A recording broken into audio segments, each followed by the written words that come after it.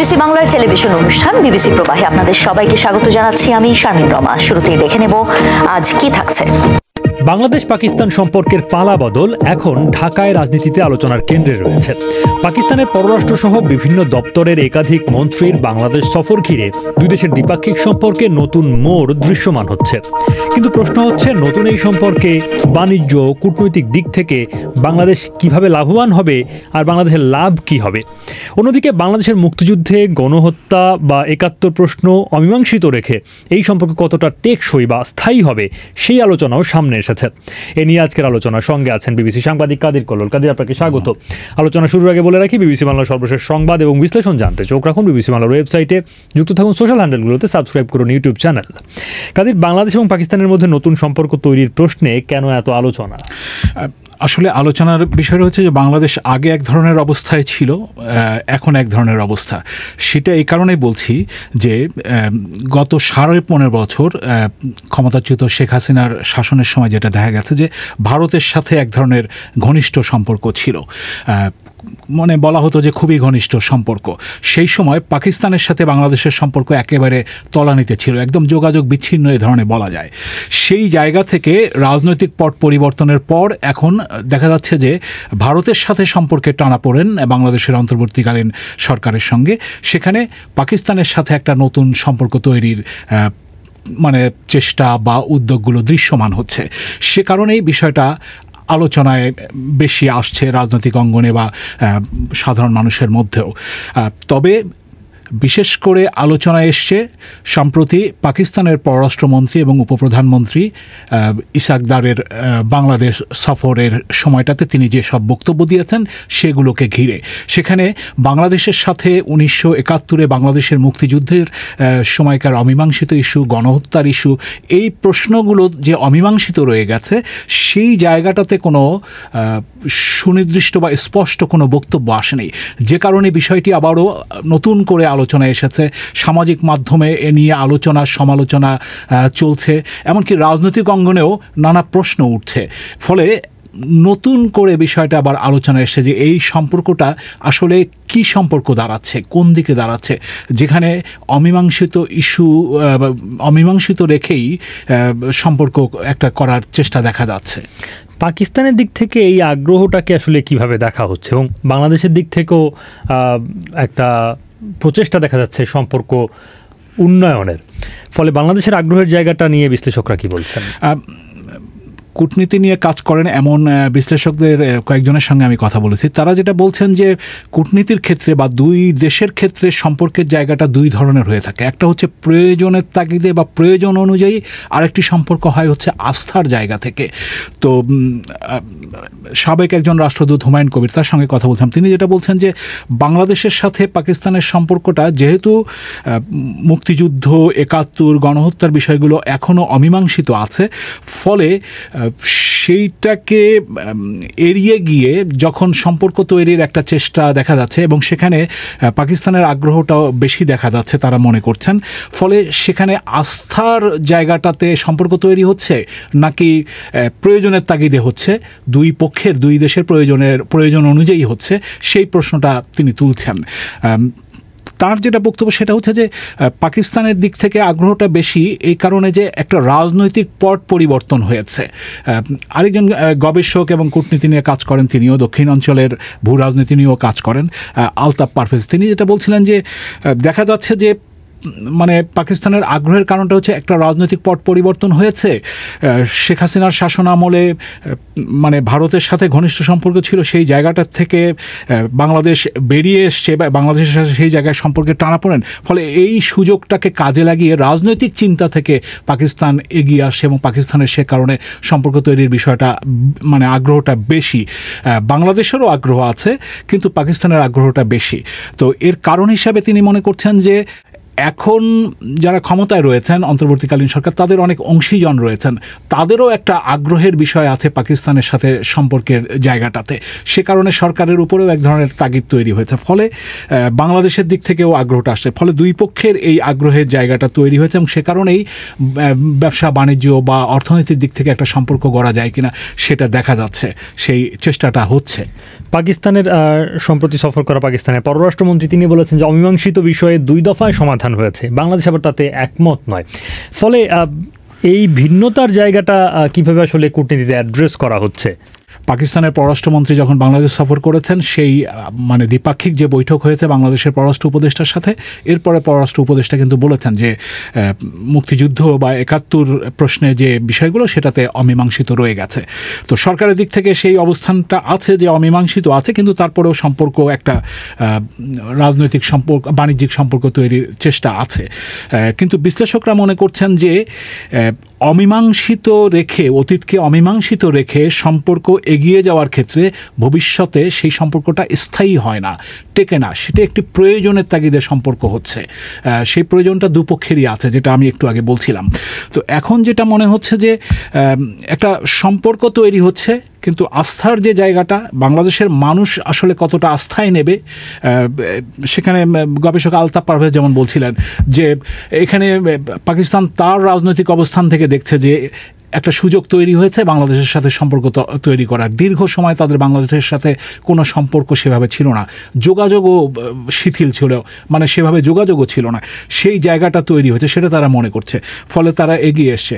তো এখন এই একটা অবস্থা চলছে, কিন্তু এই সম্পর্কের বিষয়টা যে বাংলাদেশের মানুষ যে আস্থায় নিচ্ছে সেটাও বলা মুশকিল। অনেক প্রশ্ন যেগুলো মীমাংসা হয়নি, যেখানে 3টি প্রশ্নের কথা বলা হচ্ছে বাংলাদেশের দিক থেকে, যেটা হচ্ছে গণহত্যার জন্য আনুষ্ঠানিক ক্ষমা প্রার্থনা, সম্পদের ন্যায্য বন্টন, মানে মুক্তিযুদ্ধের আগে যে অভিন্ন সম্পদ ছিল, এবং আটকে পড়া যারা আছেন বাংলাদেশে তাদের প্রত্যাবর্তন প্রশ্ন, এই বিষয়গুলো অমীমাংসিত রয়ে গেছে। তো এখন পাকিস্তানের দিক থেকে বলা হচ্ছে যে 2 দফায় মীমাংসা হয়েছে, সেটাও বাংলাদেশ বা বিশ্লেষকেরা মনে করছেন সেই বক্তব্যটাও সঠিক নয়। তাহলে এই অমীমাংসিত ইস্যু থাকার পরও সম্পর্ক তৈরির যে চেষ্টা, সেটি যদি টেকসই না হয়, কূটনীতিতে তার কি প্রভাব পড়তে পারে এবং ভূ রাজনীতিতেও কি তার কোনো প্রভাব থাকতে পারে? ভূ রাজনীতিতে একটা প্রভাব আছে, হয়তো 2 দেশের দিক থেকেই আছে। সেটা হচ্ছে যে ভারতের সাথে বাংলাদেশের সম্পর্ক যেহেতু খুবই খারাপ, এই সময়টাতে সম্পর্কে বেশ টানাপোড়েন চলছে। বাংলাদেশ হয়তো ভূ রাজনৈতিক দিক থেকে ভারতের উপরে এক ধরনের চাপ তৈরি করতে চায় বা দেখাতে চায় যে পাকিস্তানের সাথে তাদের একটা সম্পর্ক ভালো হচ্ছে। পাকিস্তানের দিক থেকেও সেই ধরনের একটা বিষয় কূটনৈতিক দিক থেকে বা ভূ রাজনৈতিক দিক থেকে কাজ করছে, যে এই অঞ্চলে ভারতের সাথে সম্পর্ক খারাপ, পাকিস্তান আবার বাংলাদেশের সাথে একটা সম্পর্ক বা একটা ঘনিষ্ঠ সম্পর্ক তৈরির চেষ্টা করছে। ফলে কূটনৈতিক দিক থেকে এই বিষয়টা রয়েছে।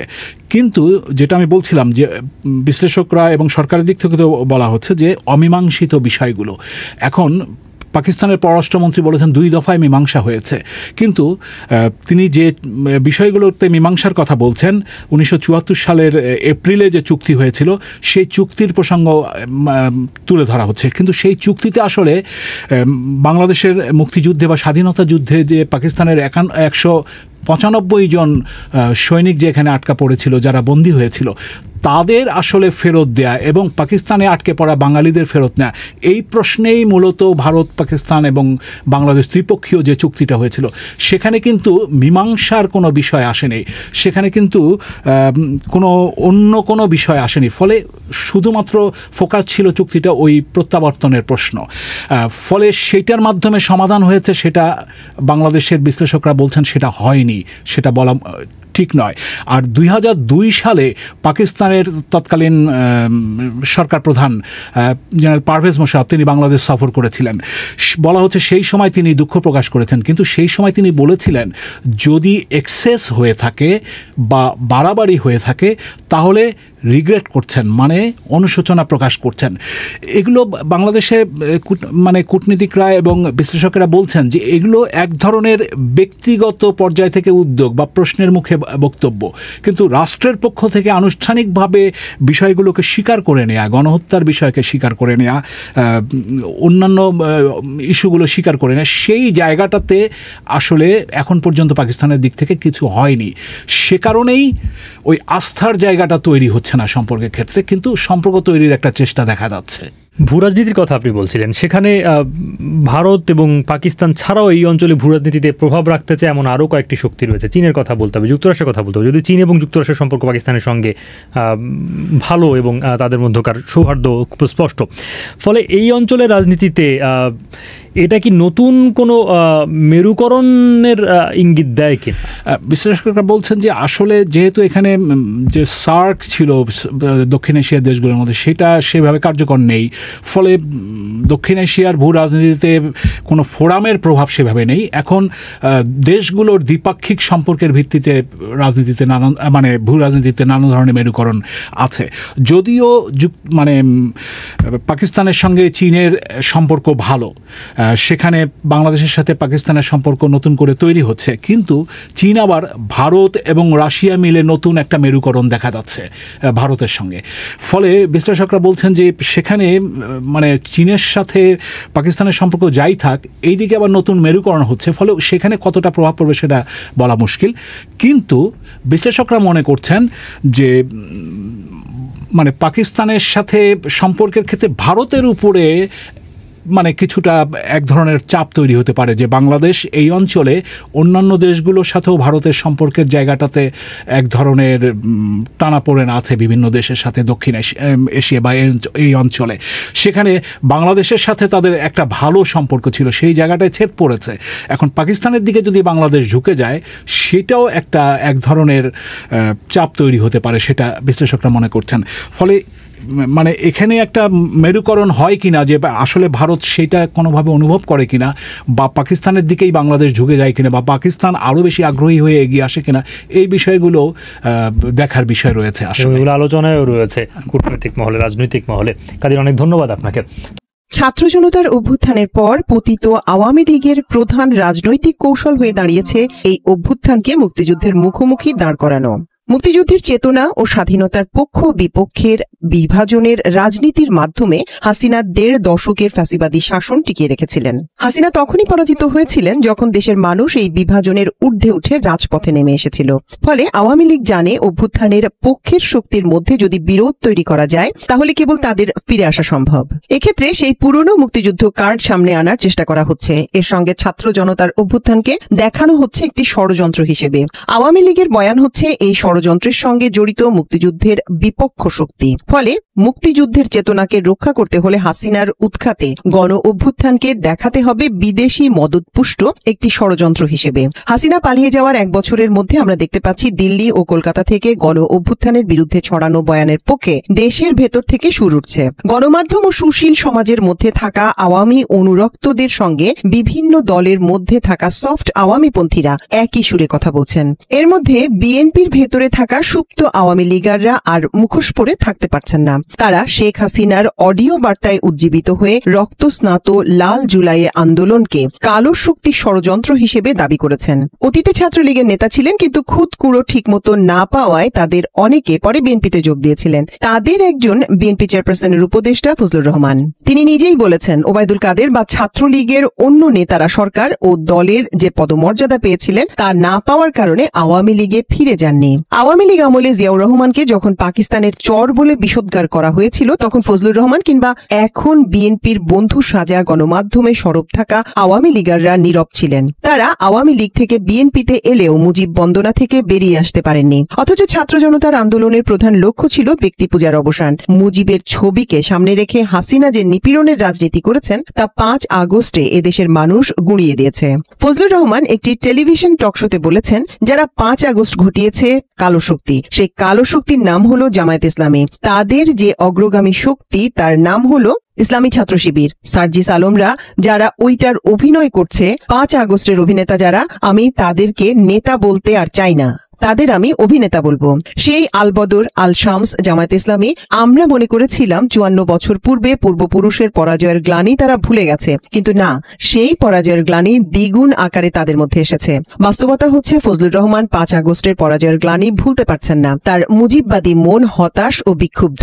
ফলে জুলাই আগস্টের রক্তস্নাত আন্দোলনে যারা নেতৃত্ব দিয়েছেন তাদের কালো শক্তি বলে গালি দিচ্ছেন। শুধু তাই নয়, হাসিনার পতন ও পলায়নের পুরো কৃতিত্ব তিনি দিয়েছেন জামায়াত ইসলামী ও ইসলামী ছাত্র শিবিরকে। হাসিনা ঠিক এভাবেই ভেবেছেন। তিনি পতনের আগ মুহূর্তে জামায়াত ইসলামী ও ইসলামী ছাত্র শিবিরকে নিষিদ্ধ করেছিলেন। ফজলুর রহমান এই বক্তব্য যদি ঠিক হয়, তাহলে এই অভ্যুত্থানে বিএনপির অংশগ্রহণের দাবি মিথ্যা হয়ে যায়। বিএনপির নেতৃত্ব সম্ভবত বিষয়টি বুঝতে পেরে তাকে শোকজ করে। ফজলুর রহমানকে বিএনপির দেয়া শোকজ করা চিঠিতে বলা হয়েছে, জুলাই আগস্ট ঐতিহাসিক গণ অভ্যুত্থান নিয়ে ক্রমাগত কুরুচিপূর্ণ ও বিভ্রান্তিকর বক্তব্য দিয়ে আসছেন এবং আত্মদানকারী শহীদদের নিয়ে যে বক্তব্য দিচ্ছেন তা সম্পূর্ণরূপে দলীয় আদর্শ ও গণ অভ্যুত্থানের চেতনার পরিপন্থী। মহিমান্বিত এই গণ অভ্যুত্থানের বিরুদ্ধে এবং গণতন্ত্র পুনরুদ্ধারের আন্দোলন নিয়ে আপনার বক্তব্য জনমতে তীব্র প্রতিক্রিয়া সৃষ্টি করেছে। আপনার বক্তব্য দলের সুনাম ক্ষুণ্ণ করা সুপরিকল্পিত ষড়যন্ত্রের প্রয়াস বলে অনেকেই মনে করে। এমনকি আপনি জনগণের ধর্মীয় অনুভূতিতেও আঘাত দিয়ে কথা বলেছেন। জুলাই আগস্ট গণ অভ্যুত্থানে বিএনপি 450-এর অধিক নেতাকর্মী, ছাত্র জনতার প্রায় 1,500-এর অধিক মানুষ শহীদ হয়েছেন। 30,000-এর অধিক মানুষ গুরুতর আহত হয়েছেন। গণতন্ত্র পুনরুদ্ধারের জন্য গণ অভ্যুত্থানে ছাত্র জনতার এ ধরনের বীরোচিত ভূমিকাকে আপনি প্রতিনিয়ত অপমান ও অমর্যাদা করছেন।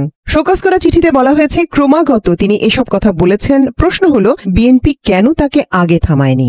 এর ফলে ফজলুর রহমান দলটির যা ক্ষতি করার তা করেছেন। ছাত্র জনতার অভ্যুত্থান এবং ইসলাম প্রশ্নে বিএনপির দলীয় ও আদর্শিক অবস্থান নিয়ে জনমনে সফলভাবে প্রশ্ন তৈরি করতে পেরেছেন।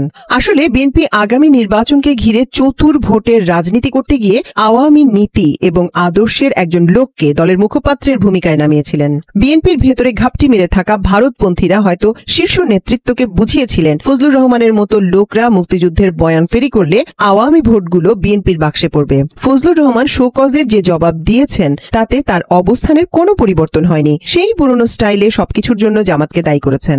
আওয়ামী লীগের চিরাচরিত বিদ্বেষের রাজনীতির প্রকাশ ঘটিয়েছেন। বিএনপি তার বিরুদ্ধে শাস্তিমূলক ব্যবস্থা হিসেবে দলীয় সদস্য পদ স্থগিত সহ 3 মাসের জন্য কার্যক্রম স্থগিত করেছে। কিন্তু এসব লোক যদি আবার দলে ফিরে আসে, তাহলে বিএনপির রাজনীতিতে আরও নানা বিতর্কের জন্ম দেবেন, কারণ তাদের ডিএনএতে রয়েছে আওয়ামী রাজনীতির বীজ।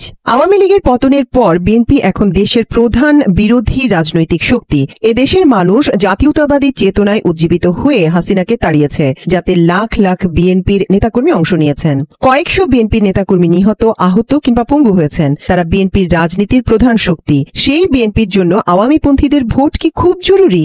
এই আওয়ামী ভোট টানতে গিয়ে বিএনপি হারাচ্ছে তার নিশ্চিত ভোট ব্যাংক, যারা বছরের পর বছর মুক্তিযুদ্ধের চেতনার নামে দিল্লির রাজনীতিকে ঘৃণা ভরে প্রত্যাখ্যান করে আসছে। আওয়ামী লীগের অধীনে সর্বশেষ নির্বাচনে মাত্র 10% মানুষ ভোট কেন্দ্রে গিয়েছিলেন। বিএনপি নেতারা এ দাবি করেছেন। 2014 সালে নির্বাচনে মাত্র 5% মানুষ ভোট দিয়েছিল, আর 2018 সালে ভোট হয়েছিল রাতের বেলায়। প্রশ্ন হলো, হাসিনার পলায়ন ও 1,500 মানুষকে হত্যার পর কি আওয়ামী লীগের জনপ্রিয়তা বেড়েছে? তাহলে আওয়ামী পন্থীদের ভোট টানার জন্য বিএনপি কেন মুজিবপ্রেমী ছাত্রলীগ নেতাকে আশকারা দিয়ে গেল? এই নেতা তার নির্বাচনী এলাকায় কখনোই জিততে পারেননি। স্বাভাবিকভাবে বিএনপির বর্তমান রাজনৈতিক কৌশল নিয়ে এখন সন্দেহ দেখা দিচ্ছে। সাবেক ছাত্রলীগ নেতা ও মুজিব বাহিনীর সদস্য এই আওয়ামী লীগাররা কখনো জিয়াউর রহমানের রাজনীতি ধারণ করতে পারেননি। জিয়াউর রহমানের রাজনীতির প্রধান লক্ষ্য ছিল স্বাধীনতার পক্ষ বিপক্ষের অবসান ঘটিয়ে জাতীয় ঐক্য প্রতিষ্ঠা করা। বিএনপি গড়ে উঠেছিল ডান, বাম, মধ্যপন্থী ও সাবেক মুসলিম লীগের নেতাদের নিয়ে। শাহ আজিজুর রহমানের মতো ব্যক্তিদের প্রধানমন্ত্রী করার জন্য তিনি কখনো বিব্রত বোধ করেননি। বেগম খালেদা জিয়া ঠিক জিয়াউর রহমানের নীতি অনুসরণ করেছেন। আব্দুর রহমান বিশ্বাসকে যিনি রাষ্ট্রপতি করেছিলেন, যিনি দেশের এক ক্রান্তিকালে গভীর ষড়যন্ত্র থেকে দেশকে রক্ষা করেছিলেন, ভারতীয় সমর্থন পুষ্ট জেনারেল নাসিমের কুয়ের চেষ্টা জীবনের বিনিময়ে তিনি ঠেকিয়ে দিয়েছিলেন। অথচ বিএনপির ভেতরে থাকা তথাকথিত প্রগতিশীল বলে দাবিদার বদরুদ্দোজা চৌধুরী ও আব্দুল মান্নান ভূঁইয়ারা শেষ পর্যন্ত শুধু বিএনপির সঙ্গে নয়, জাতীয়তাবাদী রাজনীতির সঙ্গে বিশ্বাসঘাতকতা করেছেন। বিএনপির আরেক নেত্রী রুমিন ফারহানা অব্যাহতভাবে বিতর্কিত বক্তব্য দিয়ে যাচ্ছেন। এমনকি বাংলাদেশ বিরোধী হিসেবে পরিচিত ভারতীয় গণমাধ্যমে গিয়ে আওয়ামী নেতাদের ভাষায় অন্তর্বর্তী সরকারের কঠোর সমালোচনা করেছেন। সম্প্রতি নির্বাচন নির্বাচন কমিশনে সীমানা নির্ধারণ নিয়ে শুনানির সময় তার সমর্থকরা জাতীয় নাগরিক পার্টির এক নেতার উপর হামলা চালিয়েছিলেন। টেলিভিশনে দেখা গেছে এ সময় তিনি পাশে দাঁড়িয়েছিলেন, অথচ তাদের থামানোর চেষ্টা করেননি। নির্বাচন কমিশনের ভেতরে সীমানা নির্ধারণ সংক্রান্ত বিষয় শুনানির সময় যদি রাজনৈতিক দলের নেতারা মারামারি করেন, তাহলে নির্বাচন কমিশন ভোটের দিন দলের নেতা কর্মীদের সামলাতে পারবে কিনা তা নিয়ে প্রশ্ন উঠেছে। রুমিন ফারহানা এনসিপির একজন নেতা ও জুলাই আন্দোলনের প্রথম সারির সংগঠককে ডাকাতের মতো চেহারা বলে মন্তব্য করেছেন। এরপর তার ফেসবুক অ্যাকাউন্টে তাকে ফকিন্নির বাচ্চা বলে গালি দিয়েছেন। কাউকে ডাকাতের মতো চেহারার বলে গণমাধ্যমে মন্তব্য দেওয়া স্পষ্টভাবে বর্ণবাদী প্রচারণা। ইসরায়েলিরা এভাবে ফিলিস্তিনিদের চিহ্নিত করে থাকে। মানুষের মানবিক পরিচয়কে অস্বীকার করে একজন অপরাধী হিসেবে প্রতিষ্ঠিত করার চেষ্টা করা হয়। রুমিন ফারহানার কাউকে ফকিন্নির বাচ্চা বলা একই রকম ঘৃণাজনিত মনোভাবের প্রকাশ। একজন অভিজাত রাজনীতিকের সন্তান হিসেবে হয়তো রুমিন ফারহানার মধ্যে এই প্রবণতা কাজ করছে, কিন্তু এদেশের মানুষ তো তথাকথিত অভিজাত শ্রেণীর লোক নয়, সাধারণ খেটে খাওয়া কৃষকের সন্তান। গত ১.৫ দশকে শেখ হাসিনার আশেপাশে আমরা এদেশের বহু অভিজাত রাজনীতিক ও ব্যবসায়ীদের দেখেছি। তারা কিভাবে লুটেরায় পরিণত হয়েছিলেন তা অজানা নয়। তাদের অনেকের হাতে জুলাই আগস্টের মানুষের হত্যার দাগ লেগে আছে। আওয়ামী লীগের পতনের পর বিএনপি এখন প্রধান রাজনৈতিক শক্তি। এদিক দিয়ে বিএনপির দায়িত্ব সর্বাধিক। বিএনপির প্রতিষ্ঠাতা রাষ্ট্রপতি জিয়াউর রহমানের রাজনৈতিক উত্থান হয়েছিল সিপাহী জনতার অভ্যুত্থানের মধ্যে দিয়ে। সে সময় জনগণের আকাঙ্ক্ষা ধারণ করে তিনি ইসলামী মূল্যবোধের ভিত্তিতে জাতীয়তাবাদী রাজনীতির মাধ্যমে দেশের মানুষকে ঐক্যবদ্ধ করেছিলেন। আরেকটি অভ্যুত্থানের পর বিএনপির সামনে সুযোগ এসেছে বিভাজনের রাজনীতির পরিবর্তে জাতিকে ঐক্যবদ্ধ করার। সে সুযোগ দলটি কতটা কাজে লাগাতে পারবে তাই এখন দেখার বিষয়। নির্বাচিত হওয়ার পরই অবৈধ অভিবাসীদের উপর চড়াও হয়েছেন মার্কিন প্রেসিডেন্ট ডোনাল্ড ট্রাম্প। সেই পথে এবার হাঁটছে ঘনিষ্ঠ মার্কিন মিত্র যুক্তরাজ্য ও কানাডা, যার ফলে কপাল পুড়ছে বাংলাদেশিদেরও। উন্নত জীবনের আশায় এসব দেশে পাড়ি দিয়ে এখন অপেক্ষা স্বপ্নভঙ্গের, সামনে অন্ধকারের হাতছানি।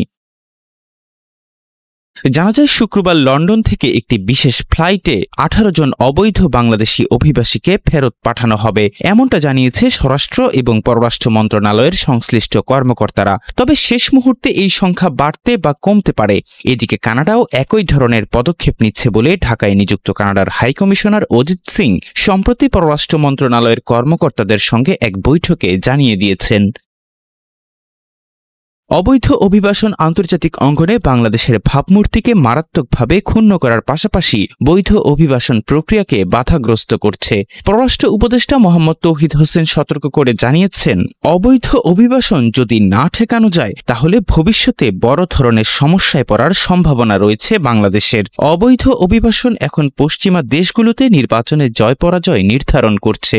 ফলে পশ্চিমা দেশগুলোর সঙ্গে যে কোনো দ্বিপক্ষীয় আলোচনায় অভিবাসন ইস্যুটি প্রাধান্য পাচ্ছে। ব্রিটেন থেকে অবৈধ বাংলাদেশিদের ফেরত পাঠানোর ব্যাপারে পররাষ্ট্র মন্ত্রণালয়ের সংশ্লিষ্ট একজন পদস্থ কর্মকর্তা আমার দেশকে জানান, বিষয়টি নিয়ে দুই পক্ষের মধ্যে অনেক আগে থেকেই আলোচনা চলছিল। এ ব্যাপারে সর্বাত্মক সহযোগিতা করা হয়েছে। অবৈধভাবে কোনো বাংলাদেশি বিদেশে অবস্থান করুক তা বাংলাদেশ চায় না। তিনি জানান, শুক্রবার যে 18 জন বাংলাদেশি দেশে ফেরত আসবে তাদের জন্য ইতোমধ্যে ট্রাভেল পাস ইস্যু করা হয়েছে। পররাষ্ট্র মন্ত্রণালয়ের একজন সিনিয়র কূটনৈতিক এই প্রসঙ্গে আমার দেশকে জানান, পশ্চিমা দেশগুলো বাংলাদেশ থেকে বৈধ অভিবাসনকে উৎসাহিত করছে। এই সম্ভাবনাকে রীতিমতো হুমকির মুখে ফেলেছে অবৈধ অভিবাসন। গত 6 মাসে সারা বিশ্ব থেকে ভূমধ্য সাগর পাড়ি দিয়ে অবৈধভাবে ইতালিতে প্রবেশ করেছে 10,000-এরও বেশি মানুষ। এর মধ্যে 33% বাংলাদেশি। 2023 সালে ইতালি সরকার 16,879 জন বাংলাদেশিকে ভিসা প্রদান করে। তবে পরবর্তী সময়ে ইতালীয় কর্তৃপক্ষ যাচাই বাছাই করে দেখতে পায়, যাদের ভিসা দেওয়া হয়েছে তাদের অধিকাংশেরই ওয়ার্ক পারমিট এবং অন্যান্য ডকুমেন্টস ভুয়া এবং জাল। এই জালিয়াতি ধরা পড়ার পর বাংলাদেশিদের জন্য ইতালির ভিসা প্রদানের সংখ্যা একেবারেই কমে যায়। এদিকে পররাষ্ট্র মন্ত্রণালয়ের কর্মকর্তাদের সঙ্গে বৈঠকে কানাডার হাইকমিশনার বলেছেন, তার দেশ বৈধ বাংলাদেশি অভিবাসীদের স্বাগত জানায়। তবে কানাডার ইমিগ্রেশন কর্তৃপক্ষ দেখতে পেয়েছে অভিবাসন প্রত্যাশী বাংলাদেশিদের দেওয়া নথিপত্র 90%ই জাল। কানাডায় অবস্থানরত অবৈধ অভিবাসীদের ফেরত পাঠানোর প্রক্রিয়া শুরু হয়েছে। এর মধ্যে বাংলাদেশিরাও আছেন। তবে কখন এবং কতজন অবৈধ বাংলাদেশি অভিবাসীকে দেশে ফেরত পাঠানো হবে সে ব্যাপারে সুনির্দিষ্ট করে কিছু জানাননি কানাডার হাইকমিশনার। গ্রিনল্যান্ডে মার্কিন যুক্তরাষ্ট্রের গোপন কর্মকাণ্ডকে ঘিরে নতুন করে উত্তেজনা তৈরি হয়েছে। এই ইস্যুতে কোপেনহেগেনে নিযুক্ত মার্কিন চার্জ দ্য অ্যাফেয়ার্সকে তলব করেছে ডেনমার্ক। বিষয়টি বর্তমানে আর্কটিক অঞ্চলের ভূ রাজনৈতিক প্রতিযোগিতাকে আরো স্পষ্ট করে তুলছে।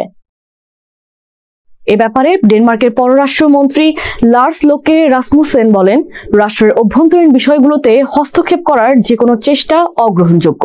এ অবস্থান থেকেই মার্কিন কূটনীতিককে তলব করা হয়েছে। ড্যানিশ পররাষ্ট্র মন্ত্রণালয়ের বরাত দিয়ে স্থানীয় সংবাদ মাধ্যমগুলো জানিয়েছে, গ্রিনল্যান্ডের সাম্প্রতিক মার্কিন কার্যকলাপ ডেনমার্কের সার্বভৌমত্ব ও জাতীয় নিরাপত্তা নিয়ে গুরুতর প্রশ্ন তুলেছে। দীর্ঘদিন ধরেই ডেনমার্ক যুক্তরাষ্ট্রের ঘনিষ্ঠ মিত্র। ন্যাটোর সদস্য দেশ হিসেবে ওয়াশিংটনের সঙ্গে তাদের সামরিক ও কূটনৈতিক সহযোগিতাও সুদৃঢ়। তবে গ্রিনল্যান্ডকে নিয়ে মার্কিন আগ্রহ নতুন নয়। দ্বিতীয় বিশ্বযুদ্ধের সময় থেকেই যুক্তরাষ্ট্র এখানে সামরিক ঘাঁটি স্থাপন করেছে। সাম্প্রতিক বছরগুলোতে ট্রাম্প প্রশাসন গ্রিনল্যান্ড কেনার প্রস্তাব দিয়েছিল, যা ডেনমার্ক তীব্রভাবে প্রত্যাখ্যান করে। এই ঘটনায় দুই দেশের সম্পর্কে একসময় টানাপোড়েন সৃষ্টি করে। যুক্তরাষ্ট্রের প্রেসিডেন্ট ডোনাল্ড ট্রাম্প বিভিন্ন সময় বলেছেন, ডেনমার্কের আধা স্বায়ত্তশাসিত গ্রিনল্যান্ডের দখল নিতে চান তিনি। কয়েক মাস আগে গ্রিনল্যান্ড সফর করেন ডেনমার্কের প্রধানমন্ত্রী মেটে ফ্রেডেরিকসেন। এই সময় তিনি যুক্তরাষ্ট্রকে সতর্ক করে বলেন, আপনারা অন্য কোনো দেশকে নিজ ভূখণ্ডের সঙ্গে একীভূত করতে পারেন না। মূলত ডেনমার্ক পশ্চিমা সামরিক জোট ন্যাটো ও ইউরোপীয় ইউনিয়নের সদস্য। দীর্ঘদিন ধরে যুক্তরাষ্ট্রকে অন্যতম ঘনিষ্ঠ মিত্র হিসেবে দেখে এসেছে দেশটি। কিন্তু দ্বিতীয় মেয়াদে যুক্তরাষ্ট্রের প্রেসিডেন্ট হওয়ার পর গ্রিনল্যান্ড দখলে ট্রাম্পের পরিকল্পনায় ড্যানিশরা অবাক হয়েছেন। বিশ্ব মানচিত্রে একসময়ের উপেক্ষিত অঞ্চল গ্রিনল্যান্ড এখন আন্তর্জাতিক শক্তিগুলোর কাছে কৌশলগতভাবে অতি গুরুত্বপূর্ণ। এর কারণ উত্তর মেরুর প্রবেশদ্বারে অবস্থিত হওয়ায় সামরিক ও বাণিজ্যিক উভয় ক্ষেত্রেই গুরুত্বপূর্ণ ভূমিকা পালন করতে পারবে গ্রিনল্যান্ড। এছাড়া বরফ গলার সঙ্গে সঙ্গে তেল, গ্যাস, ইউরেনিয়াম সহ বিরল খনিজের সম্ভাবনা বাড়ছে এ অঞ্চলে। পাশাপাশি আর্কটিকের বরফ গলে নতুন বাণিজ্যিক রুট উন্মুক্ত হচ্ছে, যা বিশ্ব অর্থনীতিতে প্রভাব ফেলতে পারে। বিশ্লেষকরা বলছেন, আর্কটিক অঞ্চল এখন শুধু যুক্তরাষ্ট্র ও ডেনমার্ক নয়, রাশিয়া ও চীনেরও কৌশলগত প্রতিযোগিতার ক্ষেত্র হয়ে উঠেছে। 2022 সালে রুশ প্রেসিডেন্ট ভ্লাদিমির পুতিন ইউক্রেনে পূর্ণ মাত্রার হামলার নির্দেশ দিলে মস্কোর ছাত্র জীবন ছেড়ে যুদ্ধে যোগ দেন ইভান চেনিন। এখানেই থামেননি তিনি। 2024 সালে রুশ অধিকৃত অঞ্চল থেকে ফিরে এসেও আবার যুদ্ধের সঙ্গে জড়িয়ে পড়েন তিনি। এমন গল্প শুধু চেনিনের একার নয়। গত বছর রাশিয়ার সামরিক ক্যারিয়ার বেছে নেওয়া প্রায় 5 লাখ মানুষের একজন হলো চেনিন। তাদের কেউ যোগ দিয়েছেন চুক্তিভিত্তিক সেনা হিসেবে, আবার কেউ স্বেচ্ছাসেবক ইউনিটের সদস্য হিসেবে। অন্যদিকে ইউক্রেনের অবস্থা নাজুক। জনবল সংকট এতটাই প্রবল যে রাস্তা থেকে যুবকদের জোরপূর্বক ধরে সেনাবাহিনীতে যুক্ত করার অভিযোগ পর্যন্ত রয়েছে। বিষয়টি স্বীকার করেছেন কিয়েভের কর্মকর্তারাও। তবে আপাতত এমন সংকট থেকে মুক্ত রাশিয়া। গেল মার্চে এক সভায় ভ্লাদিমির পুতিন দাবি করেন, ইউক্রেনে নতুন সেনা নিয়োগের হার দ্বিগুণ করতে যাচ্ছে রাশিয়া। সব ঠিক থাকলে এবছর ইউক্রেনে 1.5 লাখ সেনা বাড়ানোর পরিকল্পনা করেছে রাশিয়ান সামরিক বাহিনী। ব্রিটিশ প্রতিরক্ষা মন্ত্রণালয় জানায়, যুদ্ধে এ পর্যন্ত 10 লাখেরও বেশি রাশিয়ান সেনা নিহত বা আহত হয়েছেন। যদিও এই তথ্য রাশিয়া গোপন রাখায় স্বাধীনভাবে যাচাই করা সম্ভব হয়নি। তবে এই হিসাব পশ্চিমা গোয়েন্দা সংস্থা এবং থিঙ্ক ট্যাঙ্কগুলোর অনুমানের সঙ্গে সামঞ্জস্যপূর্ণ। বিশ্লেষকরা বলছেন, যুদ্ধের ময়দানে রাশিয়া এখন কম ক্ষয়ক্ষতির মুখে পড়ছে, তাই তারা সেনা বাড়ানোর সিদ্ধান্ত নিচ্ছে। আর যুদ্ধক্ষেত্রে ভারী যন্ত্রপাতির ব্যবহার কমিয়ে দিয়েছে রাশিয়া। এখন তারা ঝুঁকছেন ড্রোনের দিকে। এছাড়া অনেক দিন ধরে বড় পরিসরে কোনো আক্রমণে যায়নি রুশ সেনারা। ড্রোন ও কামানের আড়ালে থেকে হামলা চালিয়েছে। এতেই হতাহতের সংখ্যা কমে এসেছে। যুদ্ধের প্রথম বছর সামরিক বাহিনীর জন্য উপযুক্ত হাজার হাজার রুশ তরুণ জর্জিয়া এবং মঙ্গোলিয়ার মতো প্রতিবেশী দেশে পালিয়ে যায়। তাদের ধরতে সাবওয়েতে টহল দিত পুলিশ, অভিযান চালাতো অভিবাসীদের আবাসস্থলেও। তবে সেই পরিস্থিতি এখন অনেকটাই পাল্টে গেছে। এখন তরুণরা আগ্রহ নিয়েই যুদ্ধে যোগ দিচ্ছে। গত বছর এক ডিক্রিতে পুতিন ঘোষণা দেন, নতুন চুক্তি ভিত্তিক সেনারা শুরুতেই 4 লাখ রুবল বা প্রায় $5,000 বোনাস পাবেন। স্থানীয় কর্তৃপক্ষ চাইলে এই পরিমাণ দ্বিগুণও করতে পারবে। পাশাপাশি মাসে দেওয়া হবে কমপক্ষে 2 লাখ রুবল বেতন, থাকবে ঋণ সহ নানা সুবিধা। দরিদ্র বা গ্রামীণ এলাকার অনেকের কাছেই এসব অফার বেশ আকর্ষণীয়। রাশিয়ার অনেক ফ্রন্ট লাইনের যোদ্ধা শুধু টাকার জন্য নয়, আরো আকর্ষণীয় এক প্রলোভনের জন্য যুদ্ধ করছে, তা হলো স্বাধীনতা। পুরো যুদ্ধ চলাকালে খুন ও ধর্ষণের মতো গুরুতর অপরাধে দণ্ডপ্রাপ্ত বন্দীদের জেল থেকে বের করে পাঠানো হয়েছে ইউক্রেন যুদ্ধে। তবে সব বন্দির পুনর্বাসন সফল হয়নি, অনেকেই আবার অপরাধে জড়িয়ে পড়ছে, কারণ তাদের বিশ্বাস যদি আবার ধরা পড়ে তাহলে নতুন করে যুদ্ধে যোগ দিয়ে শাস্তি এড়ানো যাবে। গত বছর সরকার এই সুযোগের পরিধি আরো বাড়িয়েছে। এবার কেবল সাজাপ্রাপ্ত নয়, বিচারাধীন ও তদন্তাধীন অভিযুক্তরাও সুযোগ পাচ্ছে যুদ্ধে যোগ দেওয়ার। ইউক্রেন যুদ্ধের কারণে খালি হতে শুরু করেছে রাশিয়ার কারাগারগুলো। গত 2 বছরে 1,20,000 বন্দী কমে দাঁড়িয়েছে রেকর্ড 3,13,000-এ। বন্ধ হতে শুরু করেছে সংশোধনাগারগুলো। তবে সবসময় এ ধরনের কৌশল দরকার নয়। এ বছরের শুরুতে স্বাধীন জরিপ সংস্থা লেভাডা জানায়, রাশিয়ার প্রায় 75% জনগণ যুদ্ধকে সমর্থন করছে। চেনিনের মতো অনেক নিয়োগপ্রাপ্ত মূলত দেশপ্রেম থেকেই যোগ দিচ্ছেন সেনাবাহিনীতে। ভারতীয় পণ্যে যুক্তরাষ্ট্রের 50% শুল্ক কার্যকর হয় স্থানীয় সময় বুধবার। বিশ্লেষকদের মতে এই সিদ্ধান্ত ভারতের কোটি কোটি ডলারের বাণিজ্যে প্রভাব ফেলবে বড় ধরনের। শুধু তাই নয়, বিশ্বের সবচেয়ে জনবহুল দেশটির লাখ লাখ মানুষের কর্মসংস্থানও পড়তে পারে ঝুঁকিতে। প্রথম ধাপে 30 জুলাই ভারতীয় পণ্যের উপর 25% শুল্ক আরোপ করে যুক্তরাষ্ট্র। এর 1 সপ্তাহ পর মস্কোর কাছ থেকে তেল কেনার অভিযোগে অতিরিক্ত আরো 25% শুল্ক বসায় ওয়াশিংটন। এতে ভারতীয় পণ্যে কার্যকর হয় 50% শুল্ক। ভারতের উপর আরোপিত 50% শুল্ক যুক্তরাষ্ট্রের সর্বোচ্চ শুল্ক হারগুলোর একটি। এই শুল্ক রত্ন ও অলংকার, পোশাক, জুতা, আসবাবপত্র থেকে শুরু করে শিল্প কারখানায় ব্যবহৃত রাসায়নিক পর্যন্ত নানান পণ্যের উপর প্রযোজ্য হবে। বিশ্লেষকরা বলছেন, এই উচ্চ শুল্ক হার চীনের সঙ্গে রপ্তানি প্রতিযোগিতায় পিছিয়ে দেবে ভারতকে। এছাড়া দেশকে একটি উৎপাদন কেন্দ্রে রূপান্তরিত করতে প্রধানমন্ত্রী নরেন্দ্র মোদীর অর্থনৈতিক উচ্চাকাঙ্ক্ষাকেও ক্ষতিগ্রস্ত করবে। এখন পর্যন্ত ভারতের সবচেয়ে বড় বাণিজ্যিক অংশীদার যুক্তরাষ্ট্র। দুদেশের বার্ষিক দ্বিপাক্ষিক বাণিজ্যের পরিমাণ প্রায় $212 বিলিয়ন। দিল্লি ভিত্তিক think tank global trade research initiative the financial টাইমসকে জানায়, এই নতুন শুল্কারোপের ফলে যুক্তরাষ্ট্রে ভারতীয় রপ্তানি এবছর $86.5 বিলিয়ন থেকে কমে 2026 সালে নেমে আসতে পারে $50 বিলিয়ন। শুল্কের ফাঁদে পড়ে গার্মেন্টস, রত্ন, অলংকার, চিংড়ি এবং কার্পেট খাত সবচেয়ে বেশি ক্ষতিগ্রস্ত হবে। রপ্তানিতে এই খাতগুলো 70% ধসের মুখোমুখি হবে, কাজ হারাবে লাখ লাখ মানুষ। যুক্তরাষ্ট্রের সাশ্রয়ী মূল্যের স্বাস্থ্যসেবা নিশ্চিতে জেনেরিক ওষুধের গুরুত্ব অনেক। বিষয়টি বিবেচনায় নিয়ে ভারতীয় ওষুধ শিল্পকে নতুন শুল্ক বৃদ্ধির থেকে অব্যাহতি দেওয়া হয়েছে। যুক্তরাষ্ট্রে জেনেরিক ওষুধের প্রায় অর্ধেকই আমদানি হয় ভারত থেকে। যুক্তরাষ্ট্রে 2024 সালে ভারতীয় ওষুধ রপ্তানির পরিমাণ ছিল প্রায় $8.7 বিলিয়ন। এছাড়া সেমিকন্ডাক্টর ও ইলেকট্রনিক্স পণ্যের জন্য থাকবে আলাদা শুল্ক। অ্যালুমিনিয়াম, স্টিল এবং যাত্রীবাহী গাড়িও থাকবে আলাদা শুল্কের আওতায়। শুল্ক বৃদ্ধির প্রেক্ষাপটে দেশের কৃষকদের রক্ষা, কর কমানো এবং দেশের স্বনির্ভরতা বাড়ানোর প্রতিশ্রুতি দিয়েছেন ভারতের প্রধানমন্ত্রী নরেন্দ্র মোদী। এছাড়া এ বছরের শুরুতেই ঘোষিত $12 বিলিয়ন কর ছাড়ের পাশাপাশি ব্যবসায়ীরা শীঘ্রই বড় ধরনের কর সুবিধা পেতে পারেন বলে আভাস দিয়েছেন প্রধানমন্ত্রী মোদী। এর মানে পণ্য ও পরিষেবা কর কমানোর পরিকল্পনা আটছে দিল্লি। এছাড়া 50 লাখ সরকারি কর্মচারী ও 68 লাখ পেনশনভোগীর বেতন বাড়ানোর বিষয়টি ভারতের অর্থনীতিকে কিছুটা প্রবৃদ্ধি ধরে রাখতে সহায়তা করতে পারে। ভারতীয় গণমাধ্যম 27 অগস্ট জানায়, ভারতীয় নীতি নির্ধারকরা এখন মার্কিন বাজারের উপর অতিরিক্ত নির্ভরতা পুনর্বিবেচনা করতে বাধ্য হবেন। বরং দিল্লি এখন বহুপাক্ষিক বাণিজ্য চুক্তিতে যোগদানের সম্ভাবনাও খুঁজে দেখতে পারে। সবাইকে শুভকামনা জানিয়ে আমি শারমিন রমা আজ এখানেই বিদায় নিচ্ছি। ভালো থাকবেন।